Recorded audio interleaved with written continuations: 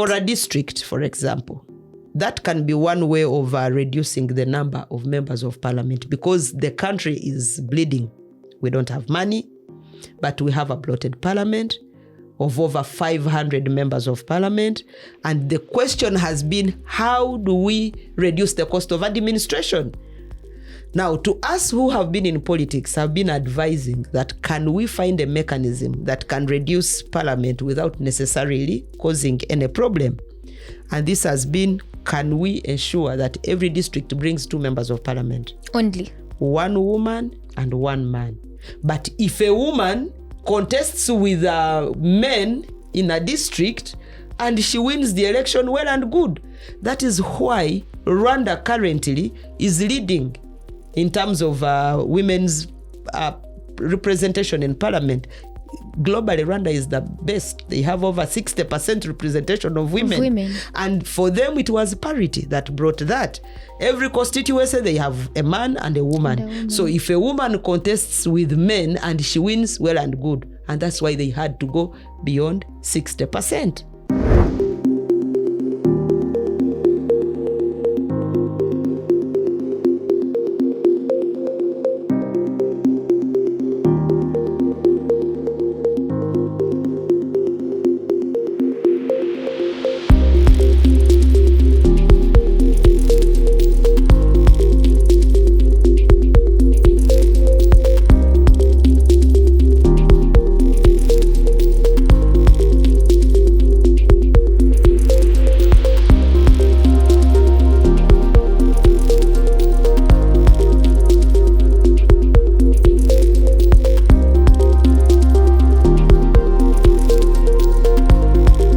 Welcome back to the Policy Digest. I'm Charo Justin Safari, and our conversation today is going to evolve around women in power and what that means, its quality vis-a-vis its quantity. So as the conversation evolves around women's political participation, we shall look at the measured, of how it's often measured in terms of numbers and the quality of the numbers itself.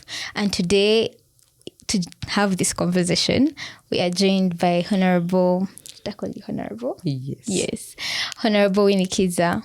Thank you for joining us. Thank you, Safari. Yes. I usually like it, or I prefer it when people introduce themselves and tell their own stories. So it may not necessarily be a story, but just to let the people know that I am still the one and only Winnie Kiiza, Nyabahasa. And for those who don't know what Nyabahasa means, It means the mother of twins. I'm lucky to be a mother of twins. I was a member of parliament for Kasese district for 2 terms and was privileged to be the leader of the opposition. But before I became member of parliament, I was a district councillor for 2 terms as well. So in parliament, I was there for 3 terms. And I think I want to thank the people of Kasese for enabling me to sit in positions where policies are made. And so, Safari, thank you for hosting me today. You're welcome. Yeah. So you've talked about your journey and what... So now I want to ask you, as a young woman, at the time you were a young woman, what inspired you to take that route, to look at... Actually, by the time I joined politics, I was just fresh from college. I had just finished my diploma in business studies and then had started working briefly. But then I realized that I had a role to play in changing my society. I grew up seeing how women suffer, and the first person that I saw the suffering from was my own mother. After my daddy died, my mother was subjected to our cultural custom of widow inheritance. Oh. She was supposed to be inherited by my father's brother. Among the Bakonzo, when a man passes on and is married, one of the brothers is supposed to take charge of his home, including being the husband to the wife. And so my mother was, I think, among the first Vakonzo women to say no to the culture of widow inheritance. And because it was a culture that had been cherished, was revered by many, she was looked at as a stubborn woman. And so my father's family abandoned her. Actually, they even wanted her to leave the home. She resisted and said, no, I'm not going. I have children in this home. They are your children. I'll take care of my children. So they abandoned her with 7 children. And I saw her suffering, struggling to bring us up. At a tender age, I started asking myself questions. And so that kind of growth, that kind of environment that I grew in gave me reason to be in places where policies can be made so that I can be part of a few people that can transform our society. And I just want to proudly say, I've played my part. I've played my part because, yes, I went into politics, breaking again cultural stereotypes. At a time I became a counselor. I was not married. And to them, that was something unheard of. As a woman, why are you not yet married? A girl, young girl, small girl, just fresh from college, and you are there saying you want to become a women's leader? How? So the issue of age became an issue. The issue of status in society, because I was not married. How can a young unmarried girl come here to say she wants to become a leader? So to the elders, this was an insult. And of course, even to the old women whom I was contesting with, it became the campaign issue. She's not married. She's young. Very young. Why can't she go and contest with the youth? And so I kept telling them, because I knew I was on a mission to change stereotypes. And this was one of them that I was immediately encountering. You must be a married woman to represent married women. You must be mature to represent women. And so I said, yes, if I will be the first youth to enter into castle, so be it. Yeah. I insisted and contested. And by the grace of God, I won. And here we are. Yes, but it had been an issue. And from that time, many young girls who came after me were not being given the same questions like I had. You put an end to those questions in your society. I put an end to that question because the issue was, if Winnie was able to deliver even when she was not married and young, then we don't have to question any other young person who comes forth to ask for leadership position and so to me, I believe that is something I settled. Still, at that stage, there are so many things that I put to an end to. As a young counselor, people thinking that a young woman cannot go into a position of leadership and possibly cause change, I was able to curb the corruption at local government level that was being a cancer in our local government system by proposing policy reforms that increased the tax base of the district, that brought money into the district, that saw the construction of schools, the construction of roads, the construction of bridges. And I think I was happy that I did the work. And because of that, they were able to trust me again when I went back to ask for support as a member of parliament. Had proved it that age is not the issue. So you've talked of the challenges you faced as you were growing up and also joining the political space. And as you know that the Constitution of Uganda provides for affirmative action, and it has gone on to even provide for us to have women parliamentary seats. So for someone out there who'd want to understand when we talk about affirmative action, and now in this sense, particularly in regard to women, could you enlighten them on what that means? Actually, by the time I contested as a councillor, it was still under the affirmative action seat. Because the Constitution of 1995, under Article 32, it provides for affirmative action and redressing the historical injustices that were meted upon certain categories of society. And that category include those categories, the women are among them, the women, the young people, the persons with a disability. Now we are seeing the elderly person. This is a new innovation of the elderly persons. And among those categories, I think the army also gave themselves a special status. They also put themselves into that category. I'm sure the police is also about to ask. But leaving that aside, affirmative action was a policy that was thought to be one of the vehicles or tools that government would use to redress historical imbalances. And the historical imbalances, some of these were occasioned by cultural norms and the society that we live in. We all know that in the African culture, women especially, we are not allowed to do any work. Apart from having children, apart from doing the caregiving work, they were not anywhere into the equation of national building. Even the work that we do as women is work that is not quantified in any way.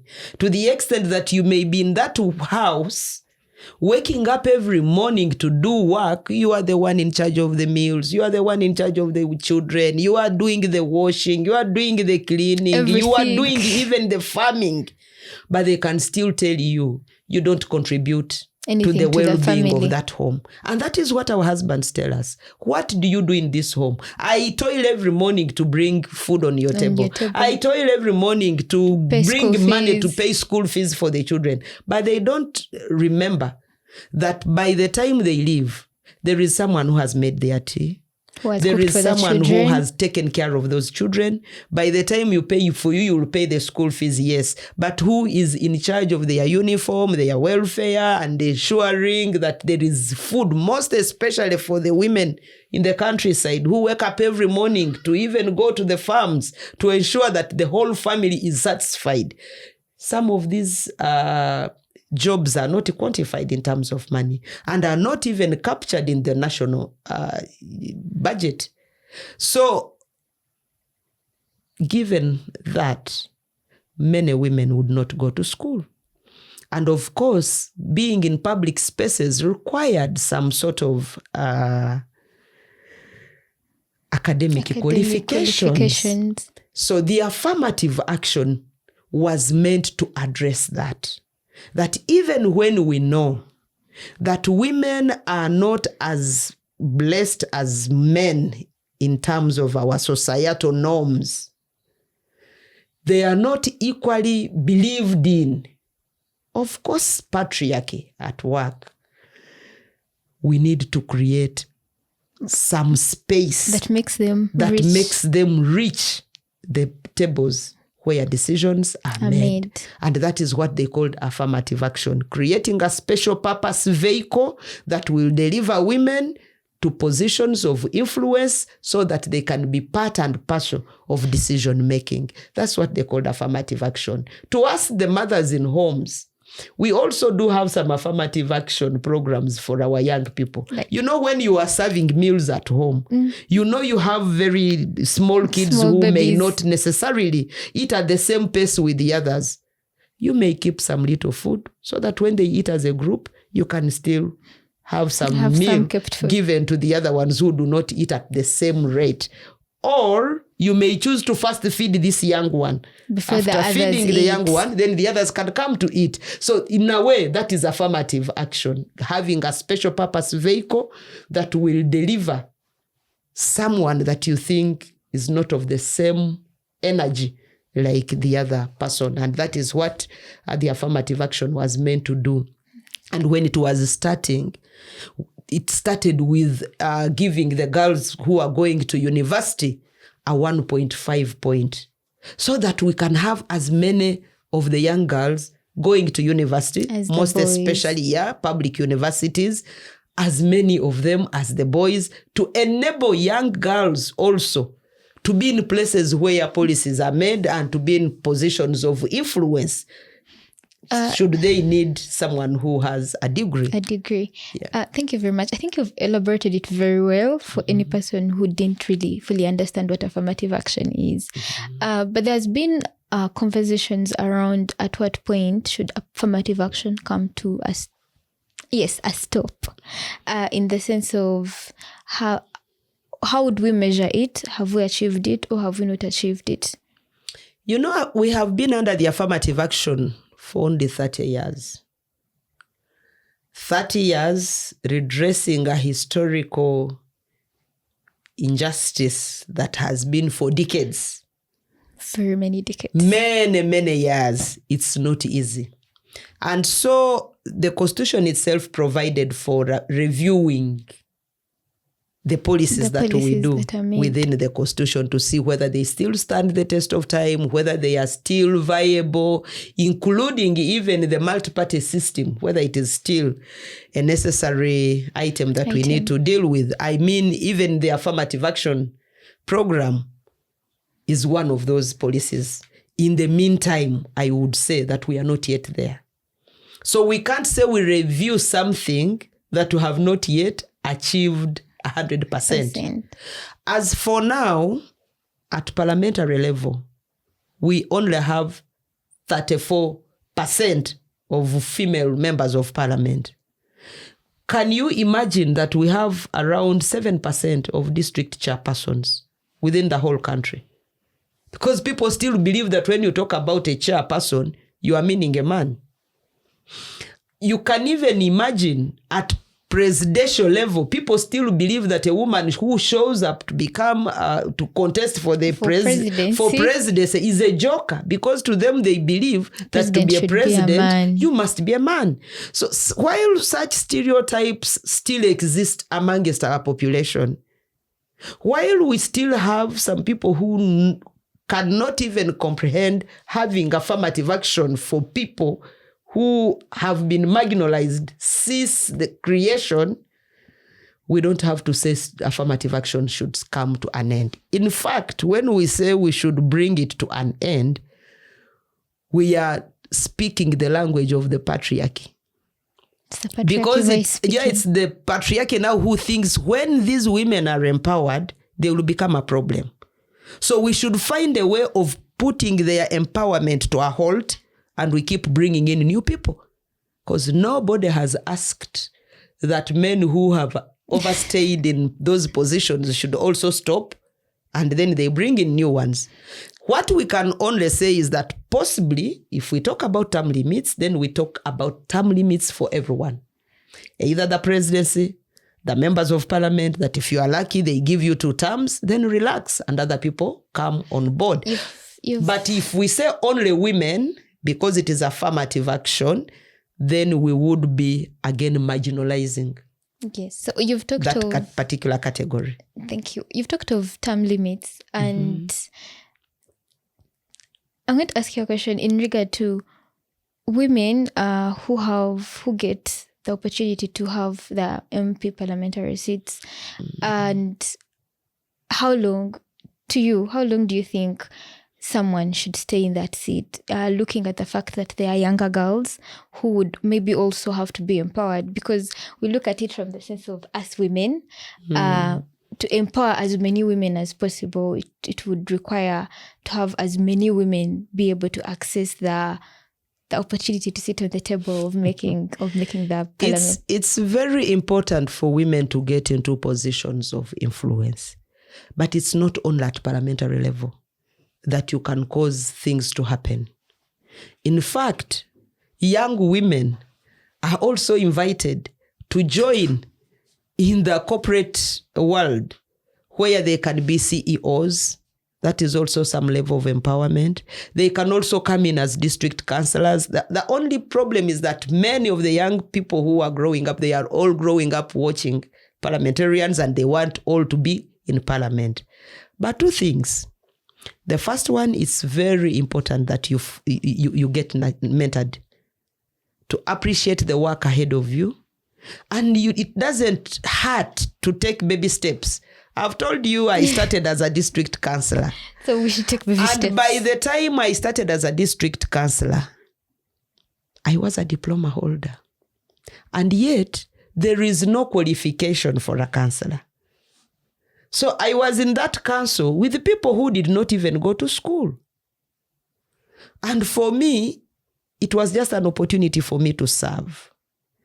Well, the issue still goes back to how active and how ready is this young person. Because even if Winnie leaves the space as a member of parliament who has been there for a long time, it is not necessarily a guarantee that Safari, the young girl, is the one going to take up the space. How prepared are you? So we need, as people who are into those positions of influence, to also begin nurturing the young people who can subsequently take up positions of leadership. It's very important. And secondly, you should know that it is a competitive environment. So you have to compete for this position. So you need to be trusted. You need to be believed in by the constituents who vote. So it's not automatic that when this other woman leaves, then the other young one will come in. Have the people trusted the young person? But then if there's been an argument of if the other party left the seat, that means the young people will be able to. That is what I'm telling you, that it may not necessarily be the young person. Supposing the young people are not ready. Someone else who's old enough. Someone else who is very old, we may take up the seat. But what you are, I'm sure what you are trying to say is it's not very, very healthy for women to cling on to the affirmative action seat because they don't give opportunities for other women. I concur with you. I really am of the view that when we get empowered enough, we should cede space for other women to grow or to come up so that together we can form a forest. And that is the reason why I ceded space. Because I knew that together we can have a bigger voice. While the other one is speaking from there, I am speaking from here, and then we can be heard as a collective. But I also would like to encourage the young people who are ready to participate in politics to show up.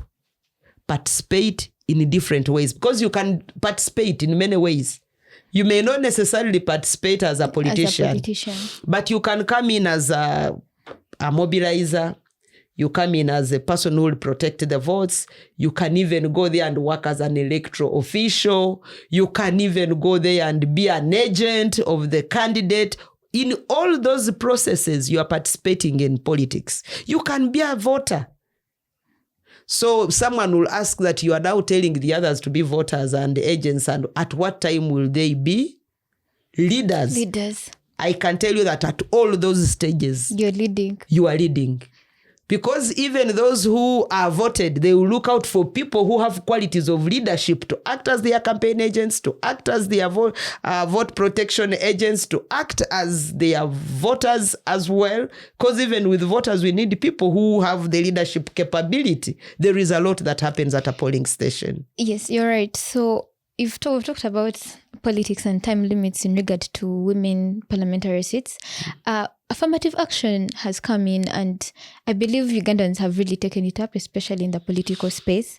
But do you think that it has started to have its own problems or the consequences, unintended consequences of affirmative action? For instance, people now believing that our constituency already has a female member of parliament.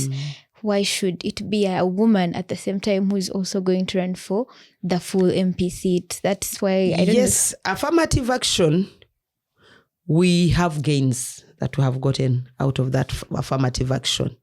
But there are also some challenges that we face as a result of affirmative action. One is that the understanding of many people is still minimal when it comes to affirmative action.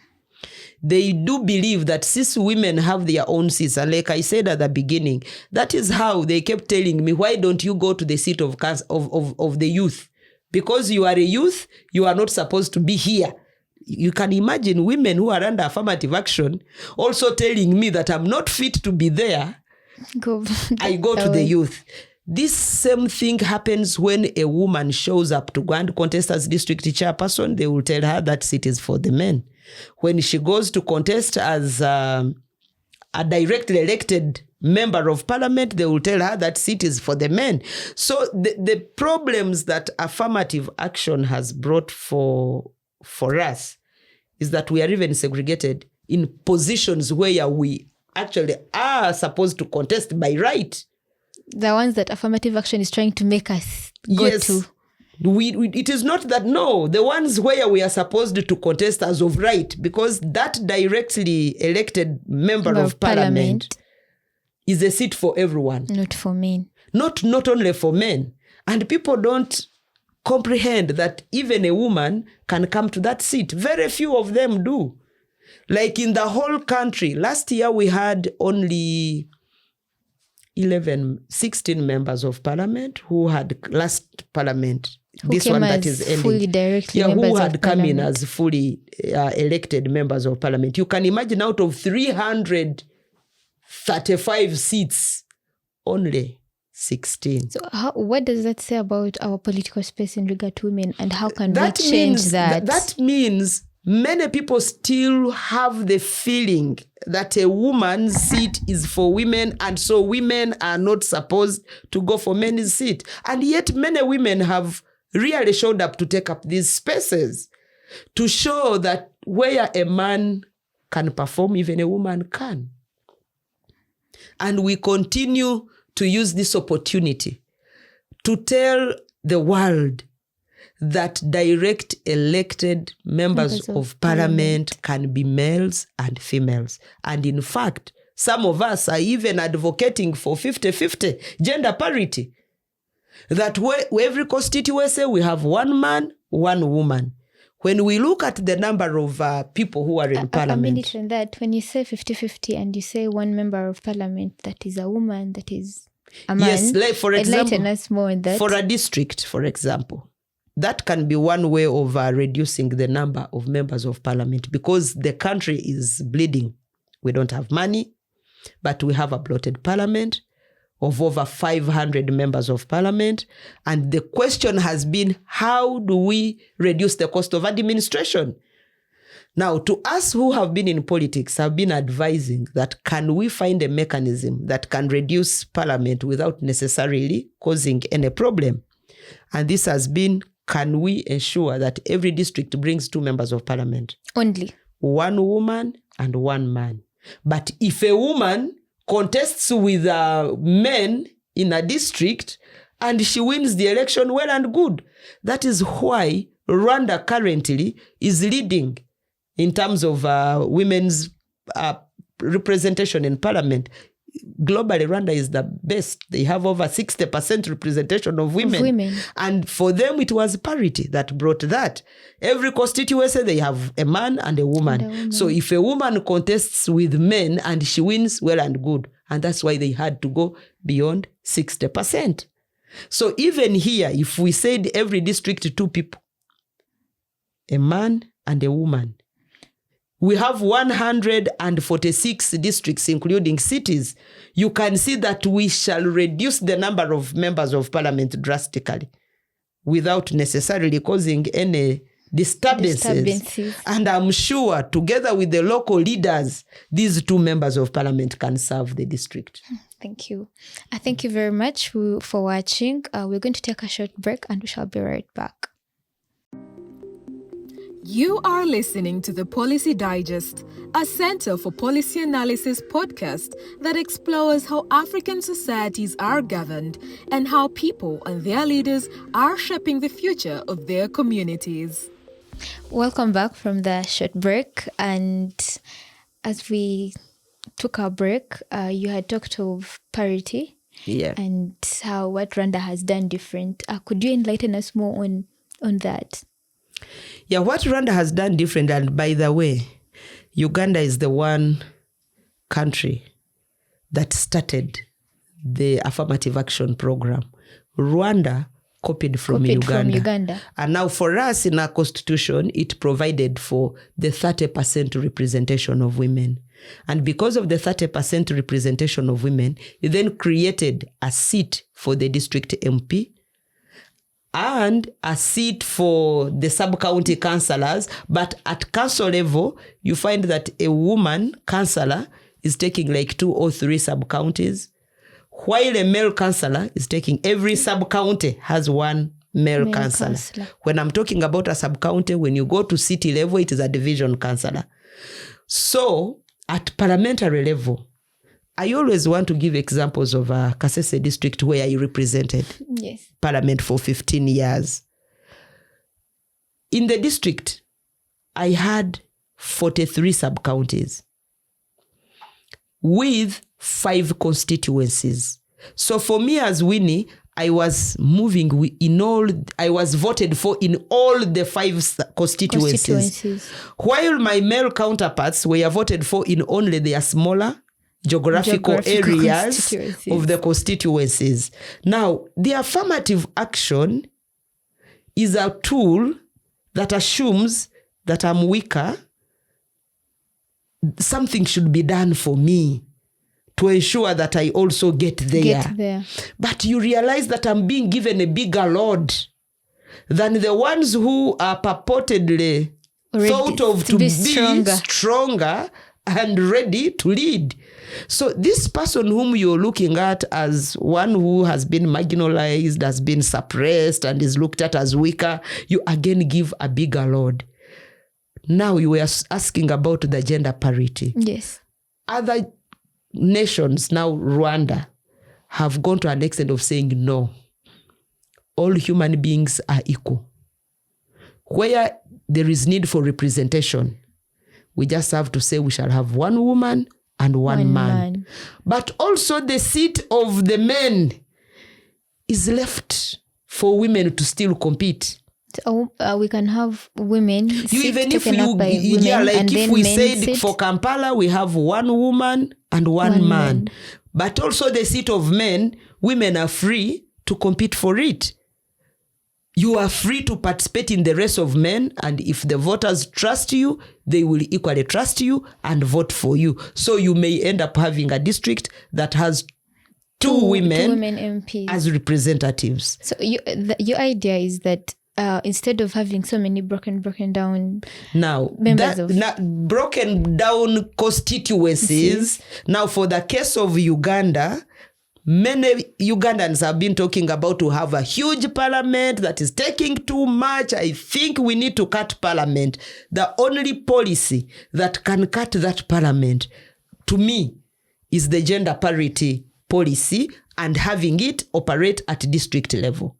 So if we had the gender parity policy operating at district level, where we shall say every district will bring one man to parliament and one woman, just in case women don't compete for the other seat, then we would now be multiplying 2 times 146, which brings us to around 292 seats.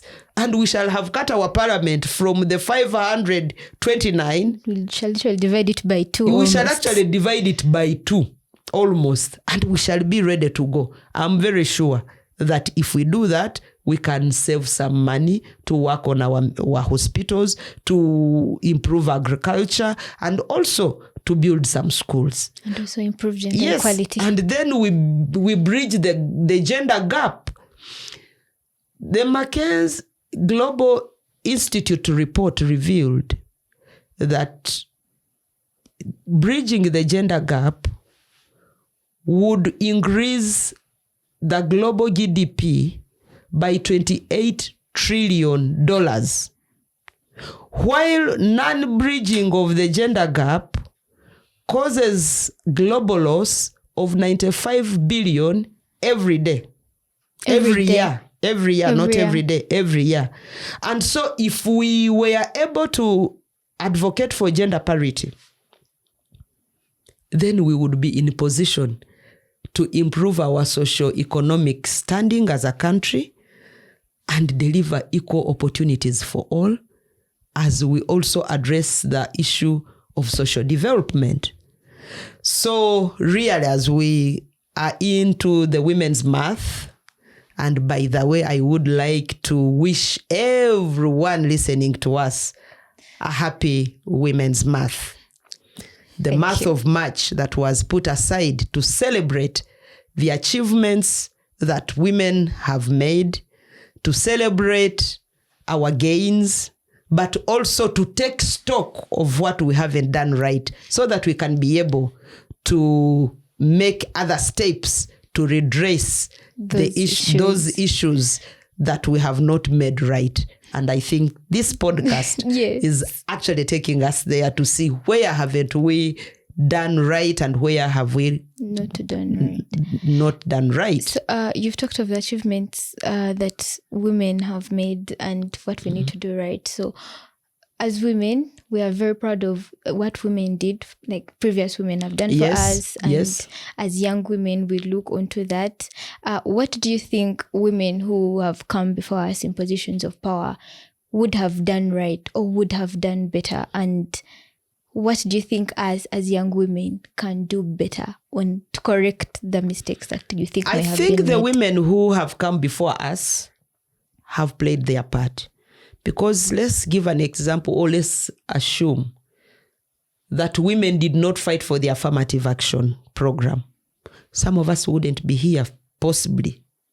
Because it wasn't easy for women to convince the world that women equally can do as much as men can do. But when they provided for the affirmative action, it laid a ground for women to be seen at the policy-making level. And because of that representation, many people have now had a mind shift from what they originally had. That now we see many women moving around, asking to be given responsibilities, and indeed they deliver. I think it's a good platform. And so there is much that they have done. But of course there is that they did not do much. Answering the question of resource.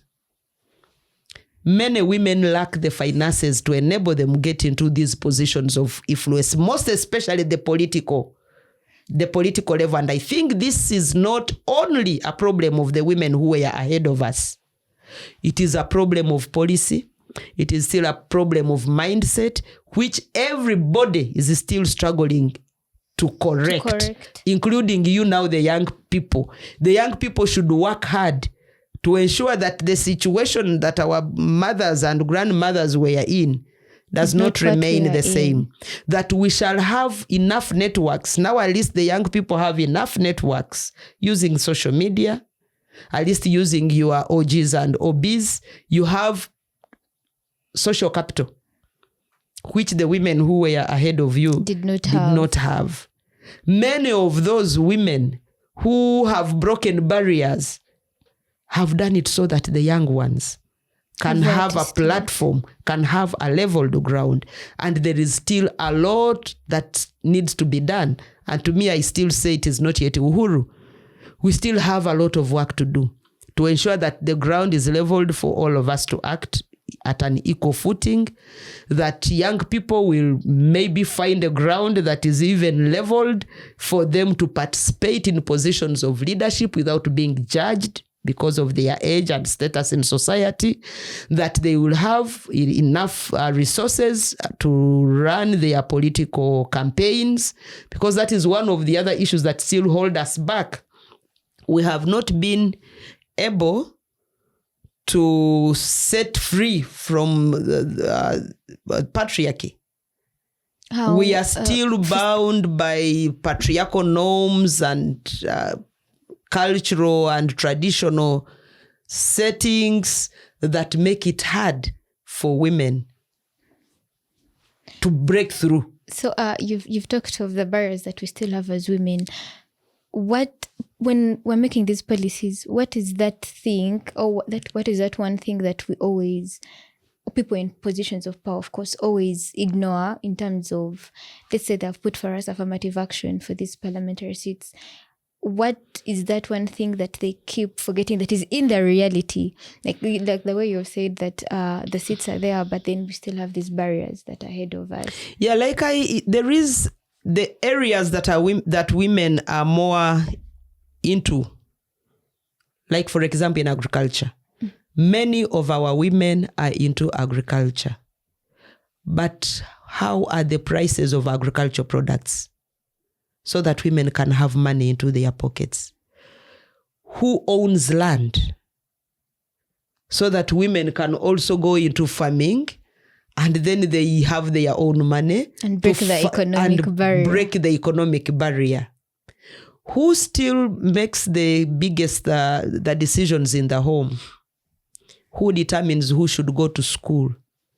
It is still the husband in the home. So in short, we still have cultural stereotypes that make our women lag behind. We still have economic barriers that need to be broken. We still have laws that have not been put into practice that would have otherwise helped women to break through. Even the perception of the population, you go to an area, even at this rate, when I became leader of opposition, the question was, how can a woman be the leader of opposition? At a time when we have chaos in the country, people still believe that it is only men who can cause miracles to happen. It's only men who can be good leaders. I started with it, that when they are announcing the president, everybody will think it's a man. And when women come up, it's like, hey, you mean a woman can also be president? Why does she want to be president? When Speciosa Wandera Kaziwe became the vice president of this country, she was the first in Africa, a woman to hold that. Until when we got Ellen Sirleaf to become the president, and then people said, you mean a woman can become president? So we pray that people get to understand that women are equally human beings and that we just need fairness. That is why the international theme for the Women's Day was rights, justice, action for all women and girls. We need to be treated like other human beings. That when they look at me, they know, yes, this is Winnie. Winnie is a human being, wonderfully made in the image of God, with the same capabilities, same everything with the male counterpart. Instead of looking at Winnie and they immediately say Winnie is a woman. Apart from those specific other biological features that make me the woman and him the man. So in regard to these realities, what can we do on a policy level to change them, or at least try and reduce them? I think maybe it takes us back to the question that you asked. The women who came before us were concerned about policy options. Yes, the affirmative action was put in place, the affirmative action program to have those issues redressed. The 1.5 points was a policy issue for girls to go to school. The issue that also put our women into danger, the issue of female genital mutilation, was a policy issue that the women talked about. The prohibition in trafficking of persons was also an issue that put our women in danger. And I think the women who were ahead of us, and I'm proud to have been part of those that did that. Thank you. Yes, the Women Castle Act was also a policy issue, that an institution should be created which nurtures women into leadership. The Youth Castle Act was also a policy issue that needed to create a vehicle that would have our young people nurtured and mentored to prepare them for leadership, so that when they come into leadership positions, they are really not green. They know what they are coming to do, and they can be trusted. And that is why many people are now voting in young people. That is why young people are now believed and trusted, because at least they have a ground that nurtures them. Civil society actors have come in to also nurture and groom young people to prepare them for leadership. And all these mechanisms that are put in place to ensure that women's ground is leveled, what we are remaining with is a policy on how to enable the young people and the women to raise funds for campaigns. And I think this is an issue that we have been talking about. And so we encourage governments to ensure that women and young people have access to finances. And when we talk about access to finances, we don't ask governments to just give them handouts. No, we don't need handouts. We need an environment that will bring money into our pockets. An environment that respects a farmer, because that's where many women are. We need an environment that respects the jobs that young people do by creating a law on minimum wage. That when you work, you know that I'm not going to be cheated. I'm not going to get below this. And you can now be able to determine how much to save and how much to invest. So that is what we are talking about. It's only those policies. And also to enable our women get into meetings. The Interparliamentary Union report revealed that 38% of women don't attend meetings.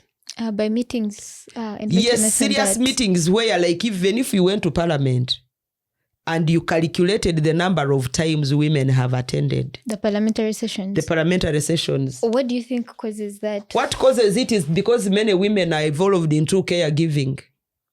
Even when she's a member of parliament, when there is a sick person at home, she's the one who is supposed to take that person to the hospital. By the time she comes to parliament, she has ensured that even if she has a house helper, but at least she has ensured she has given direction to the house helper. So if there is a meeting very early in the morning, she may not attend because she's still attending to this. So in short, even women of power. So even women of power, at some point, they are powerless. Because there is this issue that society has put around them, that these are the duties that a woman is supposed to do. And even if you are of power, you will still be constrained to leave those duties because society believes they are yours. Even your partner in the room or in the house believes they are your duties. So until we get to a point where we know that when we get into our home, we are partners in this home. And everything in this home, yes, I respect you as the husband in the home, but we should know that we are equal human beings. So in short, you're saying, just to be very clear, in short, you're saying that affirmative action or empowerment of women should not just start at the government level, at a high level. It should start from household level. When it starts at household level, it makes sense. Because then there, we know that even girls can inherit property. But in many of our cultures, very few of the cultures within Uganda, for example, and Africa at large, very few cultures will value girls and will even want to bequeath them of their properties when the family head passes on. Do you know that even in our curriculum, we still have a question that they ask our children, who is the family head? Who is the head of the family? Who is the head of the family? And they say, yes, the father is the head of the family. And they forget that they are families that are headed by women. Now, a child who grows up in a family that is headed by women with no father, when that child gives the head of the family as mother, her answer is marked as wrong. The answer is marked as wrong. And so the child grows up knowing that I need a father figure in the home to have a home that is having a head. And so there is a lot that we still need to do to ensure that women's participation in leadership is accepted. There is a lot that we still need to do to ensure that women are believed and that they can be trusted. And so we use the affirmative action as a stepping stone to get to where we want to go. Where we want to go is a society that believes in justice, fairness, equity, and equality. And that will bring us back to gender parity. Gender parity. Where each one of us is given equal opportunities. And for us as a country, we are lucky to have the Equal Opportunities Commission. This Equal Opportunities Commission ensures that all of us are treated equally. So as we conclude, we've talked of affirmative action and what it has not done, what it has done right, how effective it has been, and how we should welcome it, all of us as Ugandans. Is there something that you personally, as Honorable Winnie, that you think could be added to affirmative action? It could not necessarily be a new policy or a new affirmative action, but making the already existing affirmative actions be as effective or be as reflective of what the policies actually are on paper. You know, the affirmative action program, when it came in place, many people, at the beginning, it was only women who were voting for the woman. There was an electoral college. Women were electing their fellow women.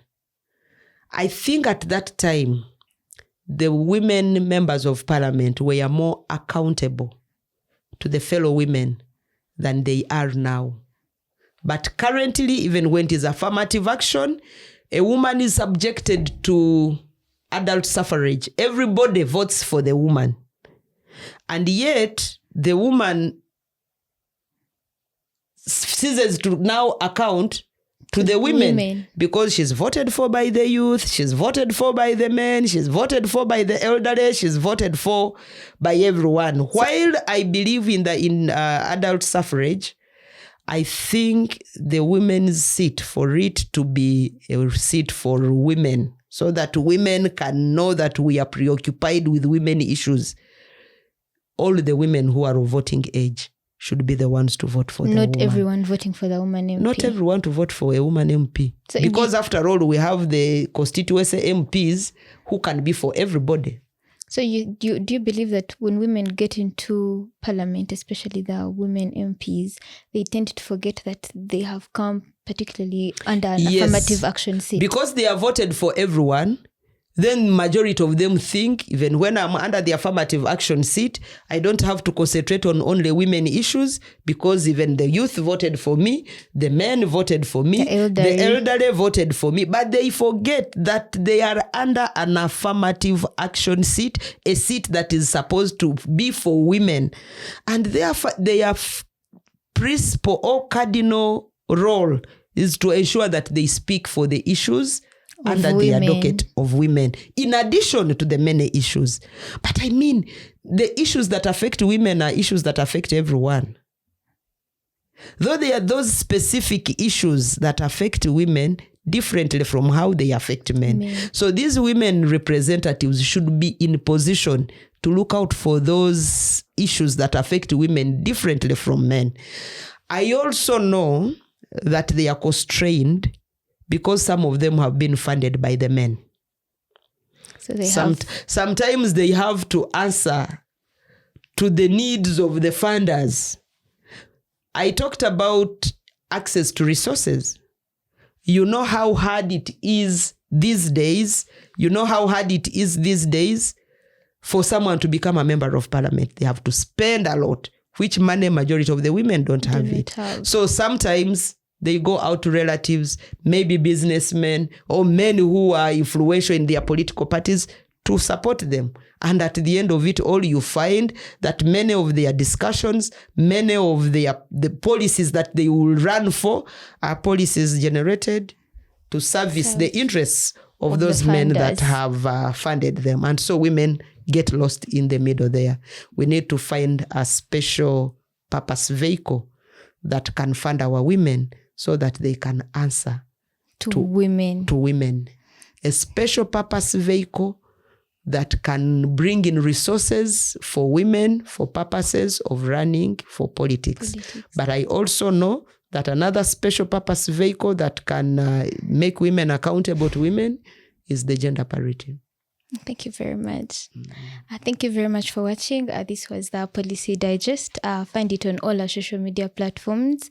That is at SEPA Uganda on Twitter, on X, TikTok, and YouTube. Thank you for listening to the Policy Digest podcast, the Center for Policy Analysis podcast that is profiling African ideas and people that are shaping the future of their communities. Subscribe to all our platforms on YouTube and Podbean.